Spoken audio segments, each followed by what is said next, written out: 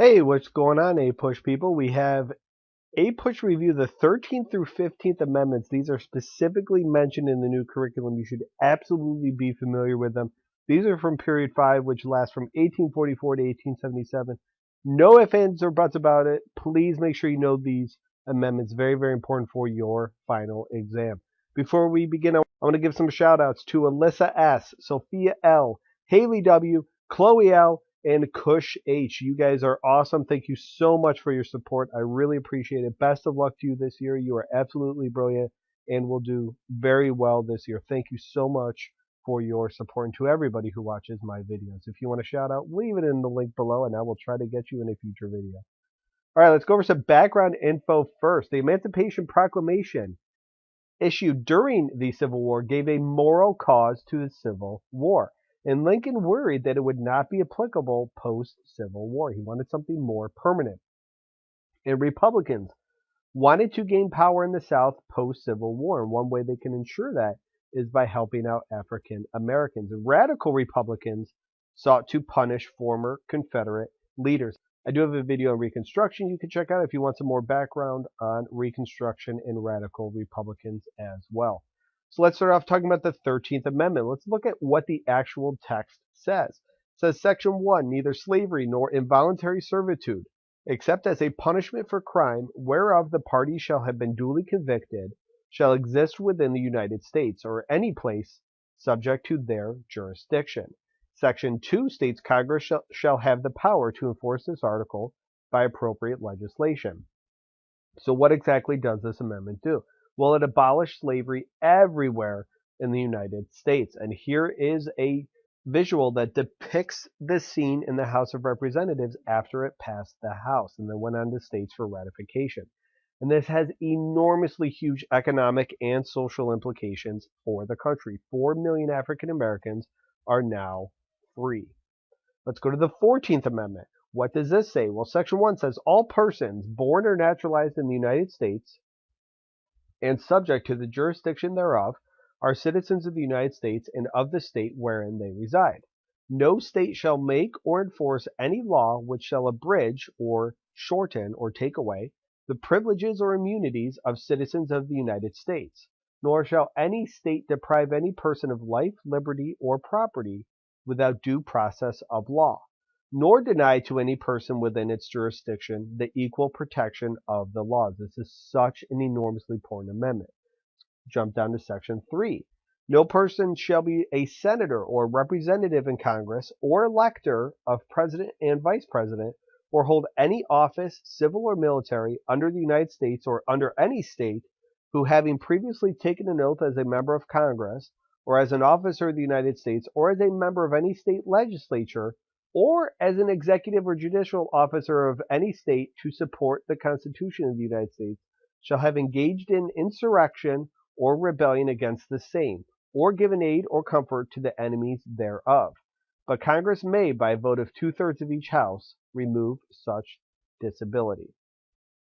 So what the heck did this do? A lot of words I just read. Well, Section 1, if you're born in the United States, you're a U.S. citizen, and this overturned the Dred Scott decision from 1857.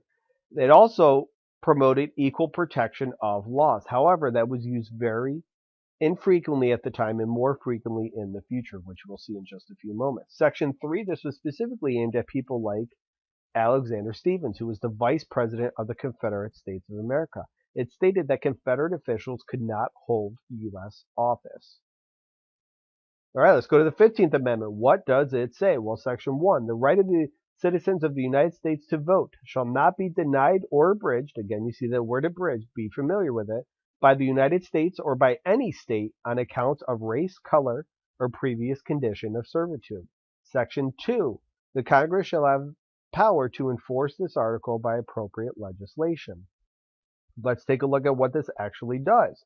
It provided suffrage for African American males. And let's take a look at this very famous painting that you should be familiar with. We see African American males lined up to vote. And you can see this guy back here who used to be in the military. So the 15th Amendment provided suffrage or the ability to vote for African American males. What group do you notice is not included in the 15th Amendment? Notice it does not say the right to vote shall not be denied based on sex. So that's very important. So this helped provide for a large Republican support from blacks in the South. So let's get to the impacts of the amendments. Well, let's focus on the women's rights movement. Now, the 14th and 15th Amendments divided the group. If you remember, prior to the Civil War and during the Civil War, the women's rights movement was staunchly abolitionist. And people like Frederick Douglass and others favored black suffrage prior to women's suffrage. And Lucy Stone and the American Women's Suffrage Association hoped to achieve suffrage after Reconstruction. Elizabeth Cady Stanton and people like her feared that suffrage was not likely near, and the National Women's Suffrage Association advocated an amendment for women's suffrage. And sadly for them, that does not come until the 19th Amendment in 1920. So the 14th and 15th Amendment absolutely positively know this. It divided the women's rights movement. Now, unfortunately, southern states found ways to get around these amendments. They enforced segregation, and they also used violence. The KKK, the Ku Klux Klan, which was a terrorist organization, would intimidate many southern blacks and discourage voting, and they would lynch or publicly hang individuals who were known to vote. The Supreme Court also encouraged southern states to find ways to get around this. In the civil rights cases from 1883, this stated that Congress could not prohibit discrimination by private businesses and individuals. So if you owned your own business, you could still discriminate against an individual. In the landmark Supreme Court case, Plessy versus Ferguson, I do have a video on that, the Supreme Court upheld separate but equal facilities. So this allowed for discrimination as long as facilities were quote-unquote equal, which they hardly ever were. Local political tactics were also used. You have poll taxes, literacy tests, and grandfather clauses. Poll taxes were used by states that force individuals to pay in order to vote, and that was used to discriminate against African Americans. And literacy tests were also used, which would require an individual to pass a test to vote.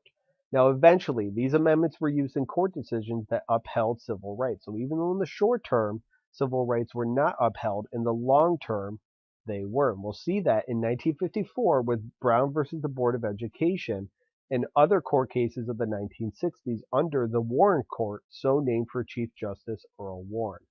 So let me stress this again. Even though in the short term, these amendments did not protect individuals, they did later. Short term, no. Long term, yes. Short term, no. Long term, yes. Short term, no. Okay, let's go over some test tips for multiple choice and short answer questions. Be able to identify and explain ways that states got around the 14th and 15th Amendments, and what was the impact of the 14th Amendment on women's rights groups. For essay questions, be able to compare the effectiveness of amendments over time. So something like how the Civil Rights era, the 1950s and 60s, completed their goals of the Reconstruction Amendments.